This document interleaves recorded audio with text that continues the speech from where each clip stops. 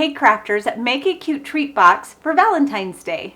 Hello, I am Katie from thecraftyblogStalker.com, and if you're new to my channel, make sure to hit that subscribe button. These are my supplies, and you can find a complete supply list with shoppable links in the description of this video and in the blog post. You can also find a link to download the SVG that I created specifically for this project, and you can grab that for free. I will start in Cricut Design Space and open a new project. I have already uploaded my file, so now I just need to access it. I'll click on Upload, open Uploaded Images, find that file, and add to canvas. Here is that cut file. When designing files for Cricut Design Space, I cannot assign operations to lines, which means they all just come in as cut lines. Since this project has a few score lines, we need to make some adjustments to the file before it is ready to cut. I'll open my layers panel. You can see all of my layers here on the right hand side. Scoot this over a little bit. The first thing I want to do is ungroup. I've got the whole design highlighted.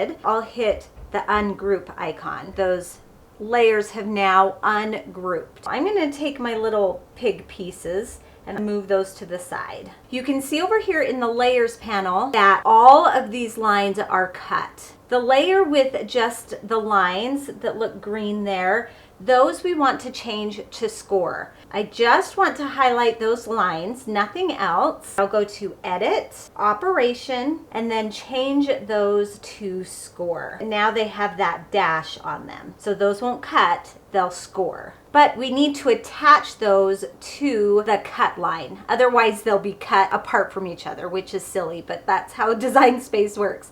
We've got them all highlighted, and now we're going to attach. This box is sized at about 4 inches by 2.5 inches by 2 inches. You can resize this. Just make sure that you highlight all of the pieces of the design and resize together so they all still fit together. I don't want them resized, so I will undo. I'm ready to cut. I'll click on Make It. Here is my mat preview, and I can see all of my different colored mat that I'm going to cut. They all look good. I'll click on Next. All of my material that I'm cutting is the same cardstock. So I'll select cardstock as my material. Whenever cutting paper, I always like to change the pressure to more, just to make sure I get a nice crisp cut. And I can remember material settings since all of the layers are the same. Down here it shows me what tools to load, because on that one layer we've got a score. I am cutting with my maker, so I am using my scoring blade,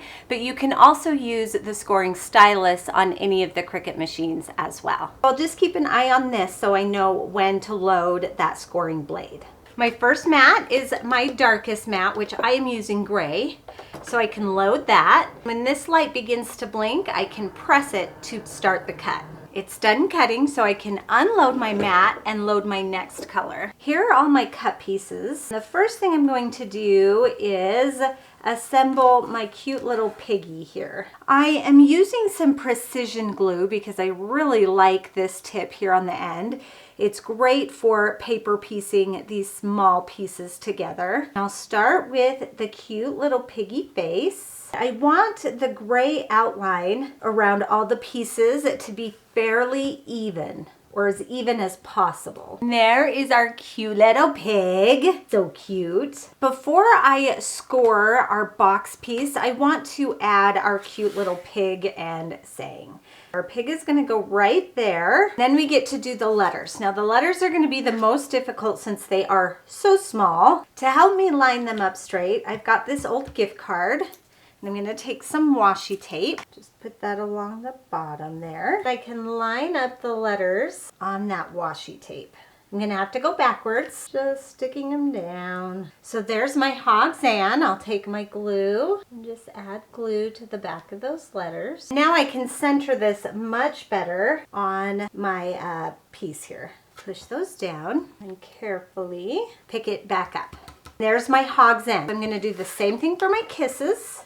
I have my kisses. Add glue to the back. Center that. And there's our Hogs and kisses. So cute! Now I can fold along the score line. I've got a bone folder. To glue the box together, you can either use the craft glue or a tape runner. I'm going to use the craft glue. I'm going to fold this part in. So I've got my flap. When I fold this flap in, it lines up perfectly with that flap. Add my glue. Oops, I didn't fold these little flaps. I can close that bottom.